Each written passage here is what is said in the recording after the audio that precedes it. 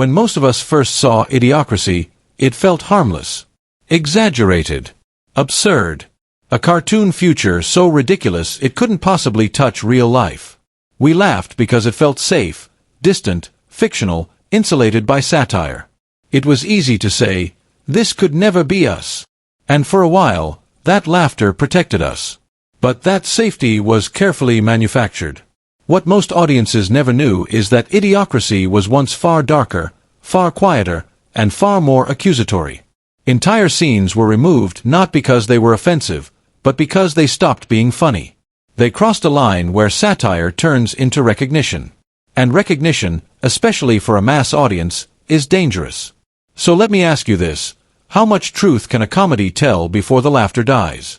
At the very beginning of Idiocracy, we're given a playful explanation for societal decline. Intelligent people delay having children. Reckless people don't. It's framed as a joke, and that framing matters. Because humor disarms us. It lowers our defenses. It allows ideas to slip past without resistance. But in an earlier cut, that joke was interrupted by something far colder, a brief, crude sex scene. No intimacy. No connection. Just impulse. It wasn't shocking for shock's sake. It was placed there deliberately, right alongside the idea of reproduction. Suddenly, the message changed. The film wasn't mocking intelligence anymore. It was questioning responsibility. And that's where it became radioactive. Because responsibility is personal. Responsibility points inward. Responsibility forces the audience to stop laughing and start asking themselves uncomfortable questions. And that's the moment satire becomes a mirror. There's a version of Idiocracy most people never saw. Not because it was unfinished. Not because it didn't work. But because it worked too well. That version didn't just mock the future. It quietly interrogated the present. And that made people uneasy. One of the first scenes to disappear wasn't outrageous or loud. It was subtle. Almost invisible. It suggested something simple yet deeply unsettling, that the future isn't shaped by villains or tyrants, but by millions of ordinary people making ordinary decisions, day after day, without thinking about where those decisions might lead. No evil masterminds. No grand conspiracies. Just apathy. Convenience. Short-term comfort. That's harder to laugh at. Because it means the problem isn't them. It's us. The version we saw lets us feel superior. We laugh at the people on screen because they're exaggerated, ignorant, cartoonish. But the version that was cut didn't allow that distance. It whispered something far more dangerous. You don't need to be stupid to create a stupid future, you just need to stop caring. And that idea lingers. It lingers when we scroll past things we don't understand instead of learning. When we choose comfort over curiosity. When we trade long-term thinking for short-term pleasure. That's not funny. That's familiar. And yet, this is where the story becomes something more than a warning. Because buried inside that discomfort is something powerful. Choice. If ordinary decisions can slowly erode a society, then ordinary decisions can also rebuild one. Awareness matters. Curiosity matters. Responsibility matters. Not in some dramatic heroic way, but in quiet, daily acts of thoughtfulness. Reading instead of reacting. Questioning instead of consuming. Teaching instead of mocking. The darker cut of Idiocracy didn't just accuse, it challenged. It asked whether progress is guaranteed, or whether it has to be protected. It suggested that intelligence isn't just about knowledge, but about care. About intention. About refusing to drift. And maybe that's why it scared people. Because once you recognize yourself in the joke, you can't unsee it. And once you see it, you're responsible for what comes next. So maybe the real reason Idiocracy still resonates isn't because it predicts the future, but because it reminds us that the future is fragile. Shaped not by grand events, but by small choices made quietly, every single day. And the most uncomfortable truth of all? The moment we stop laughing is the moment we finally wake up. And that's where things became dangerous. Because once you imply that choices today shape the world tomorrow, not through elections or revolutions, but through private behavior, you step dangerously close to a truth audiences don't like to wrestle with. So the scene disappeared. It left behind a question that still lingers, unasked but unresolved. When did personal choices become none of society's business? Not in the sense of control, but in the sense of responsibility. At what point did we decide that how we raise children, what we value, what we reward with attention, and what we tolerate as normal, had no collective consequence? Another scene cut even deeper: education. Schools still existed in Idiocracy. The buildings were there. The schedules. The routines. But learning had vanished. In the original version, classrooms weren't places of curiosity or challenge. There were no books. No questions. No struggle. Just bright screens, loud noises, and endless stimulation, designed not to teach, but to manage. Children weren't educated. They were occupied. Not inspired. Not challenged. Just kept quiet long enough to behave. And that's the moment the film stopped being about stupidity and started being about control.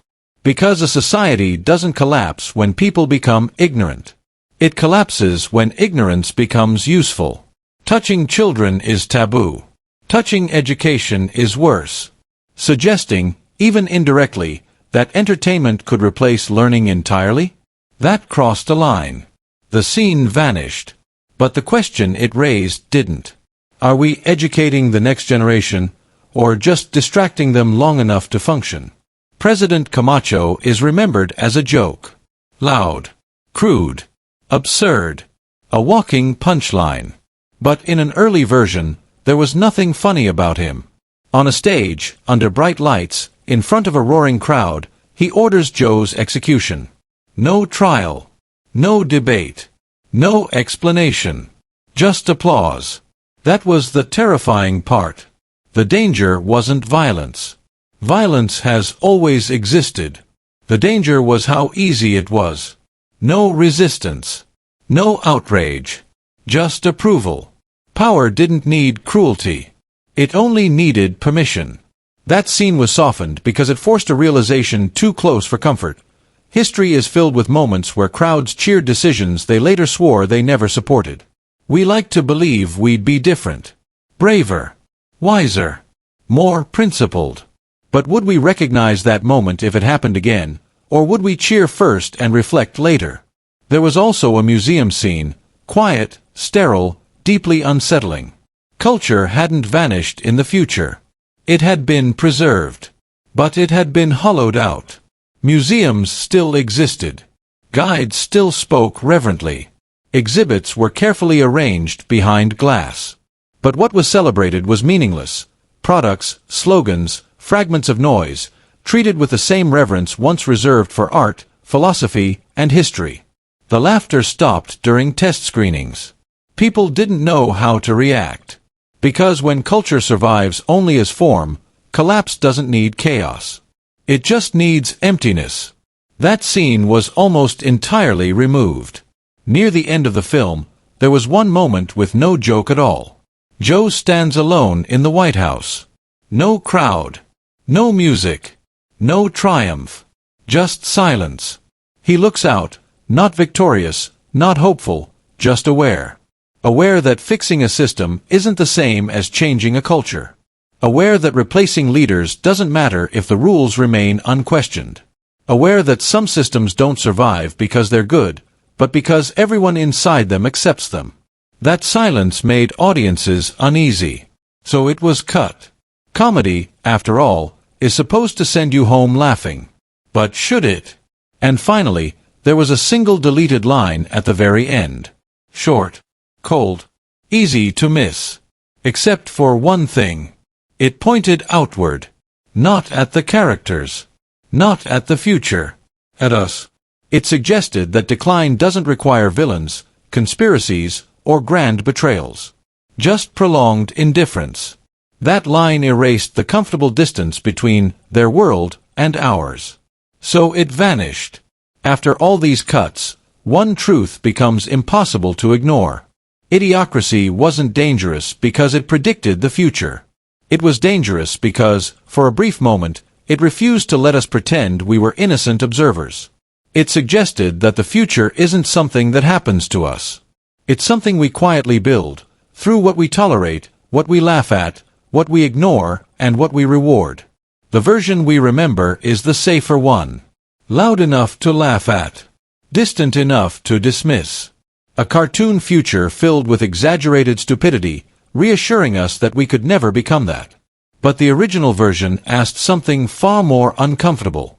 If this world feels familiar, if these patterns feel recognizable, if the laughter sometimes feels nervous, what part did we play in building it? And that's the question the studio decided we weren't ready to hear. Maybe the real inspiration isn't fear, but awareness. Because once you see that futures are shaped not by destiny, but by daily choices, something changes. You realize that attention is power. That values are taught even when no one is teaching. That silence, too, is a decision. And maybe, just maybe, the story isn't finished yet. Because as long as reflection is still possible, so is responsibility. And responsibility is where better futures begin.